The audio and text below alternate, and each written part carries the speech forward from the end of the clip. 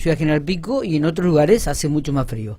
Estamos en diálogo, tenemos muchas preguntas para hacerle en el día de hoy con Oscar Atienza, médico allí en Córdoba. Cada vez que tenemos algunas consultas o algunas dudas, no dudamos en comunicarnos con él y siempre está abierto a las consultas que le podemos hacer. Oscar, ¿cómo le va? Buenos días, gracias por atendernos.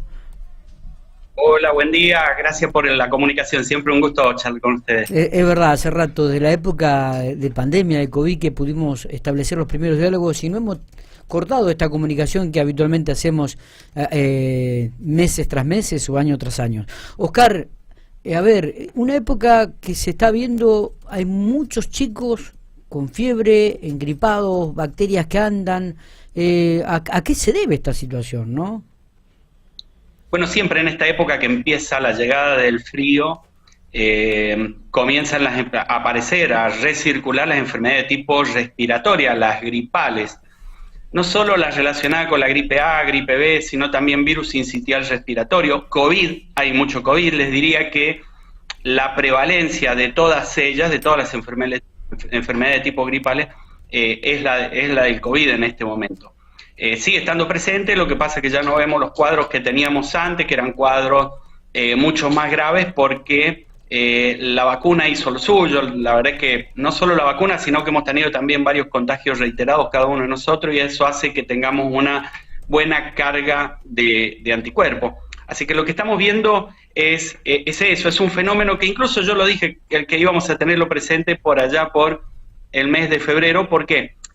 Porque también empiezan las clases, en las clases los chicos se contagian, mayoritariamente tenemos hoy todos hijos, conocidos que tienen niños enfermos, y eso tiene que ver un poco con la dinámica escolar, ¿no? Que le hemos discutido muchísimo en la época de la pandemia. Sí, total. Tiene que ver con eso, con una dinámica que se da siempre en esta altura del año, y mucho más relacionada con las enfermedades que le llamamos estacionales. Entre ellas los virus que les nombré, ¿no? COVID, gripe A, gripe B y virus sincitial respiratorio, que son los que mayoritariamente están apareciendo. Trayendo a colación el tema del COVID, también comienzan a partir de que sacan de comercialización, de la circulación, la vacuna AstraZeneca, Oscar, comienzan también a haber algunas dudas con respecto a las otras vacunas. ¿Por qué no le echamos un poquito de luz sobre este tema también? Bueno, sí, es importante el tema. Es importante porque yo creo que hay una gran mezcla de información en esto. El temor es que no llegue a la gente la información correcta, sí, que es lo que tiene que llegar. Y hay como dos instancias en este tema de AstraZeneca.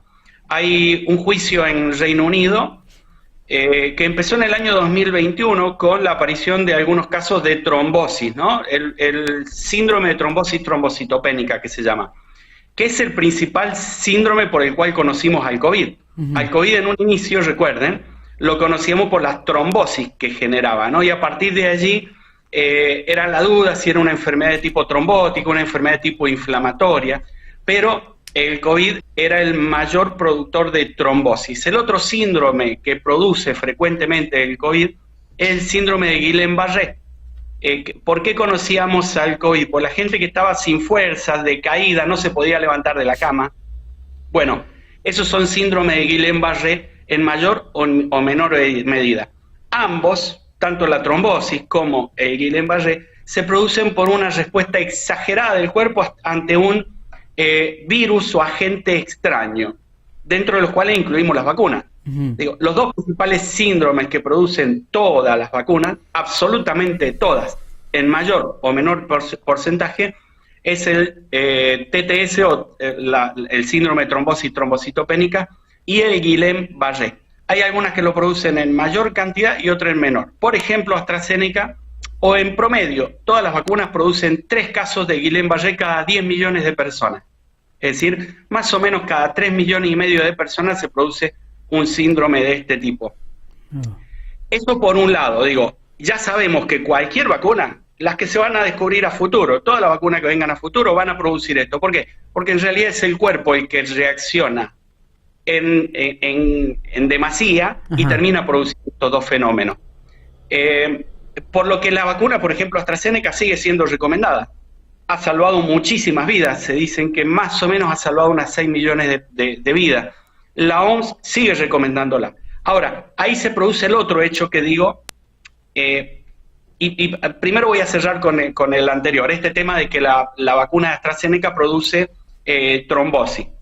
Ya lo sabíamos en el 2021 que todas las vacunas, las del COVID todas producían, pero en porcentajes muy mínimos, pequeños, ¿no? Esta cantidad que yo les decía. Bueno, a partir de allí se desencadena, empieza un juicio, una denuncia, y ahora en el Reino Unido hay 51 personas que se suman a esta causa. El juez le pide información a AstraZeneca, y AstraZeneca hace 2 meses atrás lo que hizo fue darle la información. Y a partir de allí se genera esta idea de que AstraZeneca reconoce que produce trombosis su vacuna. Sí, siempre lo reconoció porque todas las vacunas lo producen. Es uno de los efectos adversos que normalmente se produce.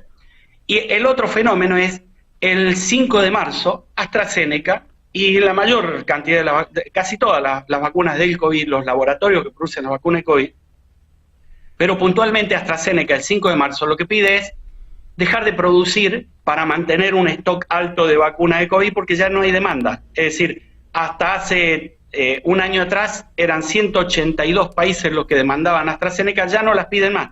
Entonces lo que pide es autorización a la Agencia Europea de Fármaco para dejar de producir en esa cantidad. Ya no tiene sentido, es una cuestión de oferta y demanda. No producir lo que venía produciendo. Hace un mes atrás, la Agencia Europea de Fármaco autoriza a AstraZeneca a dejar de producir la vacuna. Y allí la noticia es, la Agencia Europea de Farmacología suspendió a AstraZeneca. No la suspendió, tiene que ver con pedir fabricar menos. Por eso es que digo, se da la conjunción de una serie de informaciones que empiezan a ser mal interpretadas, es como el teléfono descompuesto, y mi temor es que la gente deje de vacunarse. Ese es un poco el miedo, que la gente le agarre temor a las vacunas y deje de vacunarse y empecemos a tener brotes de sarampión, de polio y de otra serie de vacunas que lo único que han hecho es traernos tranquilidad, ¿no? Las vacunas del COVID, recordemos que en la Argentina en el 2001 morían 700 a 1000 personas por día. No tenemos que olvidar eso. Y que en noviembre del 2021 alcanzamos el nivel, lo que llamábamos el efecto de rebaño, y a partir de allí lo que tuvimos fue una vida mucho más tranquila, ¿no?, que la que tenemos hasta el día de hoy. Oscar, ayer veía un informe en el diario Infobae que titulaba ¿qué es más peligroso, el dengue o el COVID? A nivel de tasa de letalidad, porque no se pueden comparar en realidad. Es muy difícil. A nivel de tasa de letalidad, el COVID, porque tiene una tasa de letalidad que oscila en cerca del 2%. Pero si lo comparamos con el segundo contagio del dengue, es decir, la persona que se contagia por segunda vez, la tasa de letalidad del dengue está entre el 25 y el 75%. Ah, la miércoles, altísima. Claro, porque produce un dengue, es una de las enfermedades hemorrágicas el dengue, es decir, comparable con el ébola, para que tengan una idea. El ébola está dentro del grupo de las enfermedades hemorrágicas. Entonces, ¿y por qué varía entre el 25 y 75%? Tiene que ver un poco con la capacidad de respuesta del sistema sanitario. Si el sistema sanitario se colapsa, como pasó este año, la tasa de letalidad sube. ¿Por qué? Porque no hay capacidad para poder atender a las personas. Pasa lo mismo que pasaba con el COVID. Pero en el primer contagio el COVID es más peligroso, en el segundo contagio el dengue es más peligroso. Por eso es que estábamos pidiendo las vacunas para el dengue, porque el año que viene vamos a tener más de 3 millones de personas que este año se contagiaron por primera vez y que se pueden contagiar por segunda vez. No todos van a hacer el dengue grave o dengue hemorrágico, pero de la cantidad mínima que lo hagan, vamos a tener esa tasa de letalidad, ¿no?, entre el 25 y 75%. Claro, porque además, doctor, buen día, ¿qué tal? Alejandra lo saluda. También esto de que para mí fue nuevo, bastante nuevo, que mucha gente tuvo dengue y la verdad que no se enteró porque tal vez no tuvo síntomas. Entonces, un segundo contagio puede ser igual de grave de lo que está hablando, ¿no? Sin saber que tuvimos una primera vez. Sí, totalmente, es así. No solo que hay mucha gente que no sabe que tuvo dengue y que tuvo estos cuadros de decaimiento, de molestia en general, sino que hay mucha gente que no figura en los registros como que tuvo dengue. Fue al médico, o fue a un hospital, a una guardia, porque estaban todos colapsados, no dio tiempo a llenar los formularios y no figura en los registros oficiales. Claro. Entonces hoy tenemos algo de 700.000 personas que han tenido dengue, que están registrados, pero por sobre eso tenés por lo menos 5 veces más de gente que no está registrado en los sistemas. Claro. O que hizo un dengue subclínico, o que no quedó en los registros, o que no fue a la consulta. Hay mucha gente que pasa estos cuadros en su casa. Uh-huh. Entonces, no tenemos esos datos. Así que es de pensar que por lo mínimo de piso en la Argentina este año unas 3 millones de personas, 3 millones, 3 millones y medio, tuvo dengue, ¿no? Yo había estimado 1,5 millones el año pasado para este año. Creo que se duplicó esa cantidad. Uh-huh. Oscar, aparecen, estábamos hoy en la apertura del programa, hablábamos sobre los ambientes muy calefaccionados y el contraste con el frío de afuera. ¿Es bueno, es malo? ¿Esto realmente enferma o enferma el inicio de clase, la convivencia? A ver, ¿qué elementos afectan y generan este tipo de enfermedad, donde hoy en día vemos muchos chicos enfermos, con gripe, con fiebre? A ver, el frío no enferma. Yo puedo estar en el polo con 10 grados bajo cero y de lo que me puedo morir es de hipotermia, no me voy a morir de una gripe. ¿Por qué? Porque la gripe es una enfermedad infectocontagiosa, es decir, me la contagio de otra persona. No hay posibilidad de que yo, desencadene un fenómeno gripal solo, porque el COVID yo no lo tengo dentro de mi cuerpo. La gripe A tampoco y la gripe B tampoco. Y el virus sincitial menos. Me lo contagio de otra persona. El contagio es interpersonal. De modo que lo que más nos enferma es el encierro y el contacto entre humanos.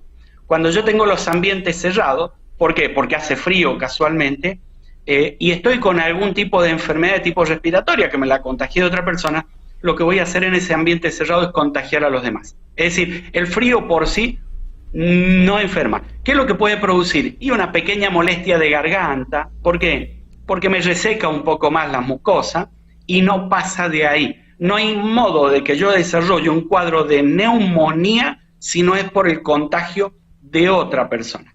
Es así de simple. Así que la gente decirle, mire, lo más que puede pasar es si sale afuera con este frío y desabrigado, es que tenga un poquito de agua en la nariz, un poquito de resequedad en la garganta, que pasa en minutos, en media hora, 30 minutos. Uh-huh.